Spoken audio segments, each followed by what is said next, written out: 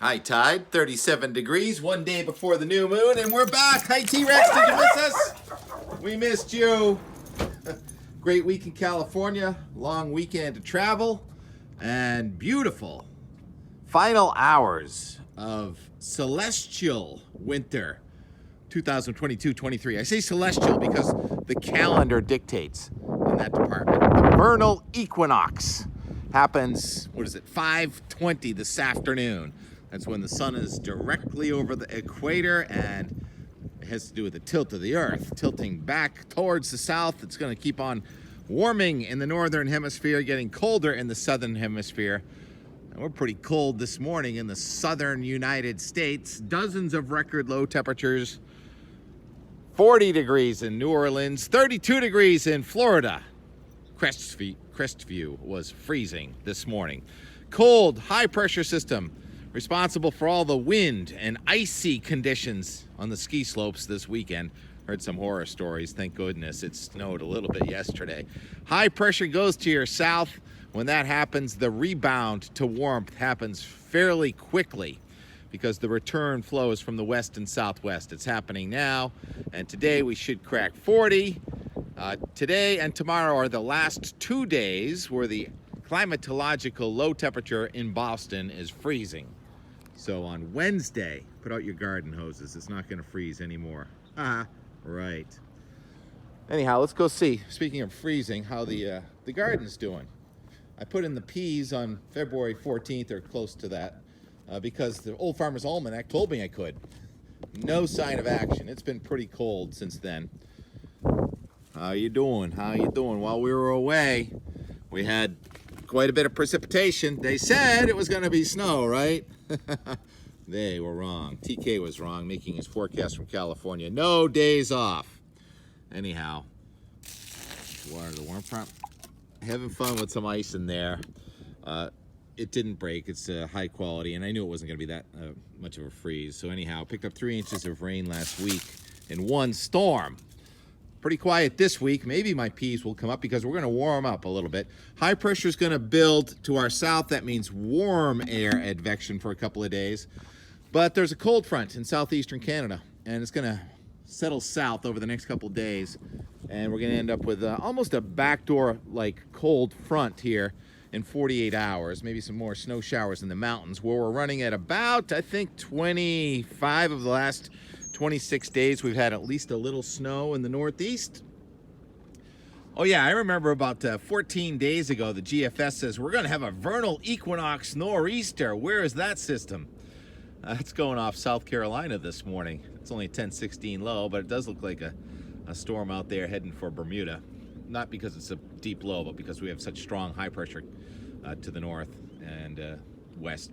Anyhow, that low goes by. So what's next? Lots of storms coming in off the Pacific Ocean. They're going to break into pieces. We're going to have, looks like, what was that?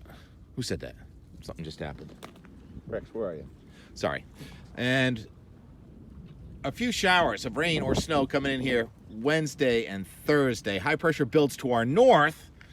And then we have one of those complex systems where a primary low goes into the Midwest with a secondary low developing near Cape Cod. This has been the story of our winter, hasn't it? There might be some snow in eastern Massachusetts, but I wouldn't count on it. Cold rain coming in Saturday with we return to our regularly scheduled wintry mix Thursday and Friday, turning colder on Saturday and Sunday. That's been pretty much the story of the winter. And we end up with a net gain of snow. Now we're getting into the last weekend of March coming up this weekend. And it's fun to go skiing this time of year. There's plenty of snow. But guess what? People stop going skiing when it starts getting warm. We've got other things to do, right? And so now there's going to be plenty of snow at the ski resorts and no people. We run out of enthusiasm before we run out of snow.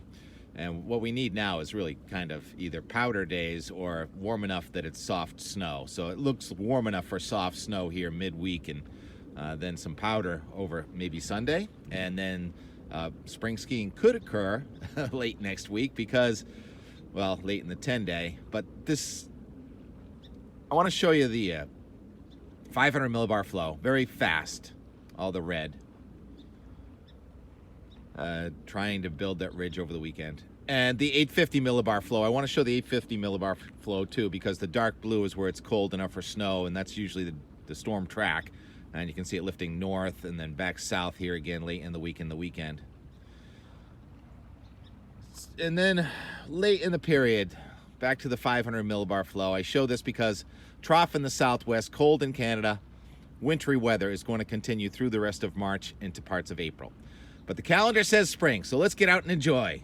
I'll leave you with a little of yesterday's playing in the wind and very tired TK and exuberant T-Rex yesterday. It was sunny, but it was windy and cold yesterday, wasn't it? See that? There was a squirrel. Oh yeah, and the Abington St. Patrick's Day Parade yesterday. Thank you, Mary Pisa, for sharing video. Where to the green. And these daffodils look a little beat up, but they'll be fine.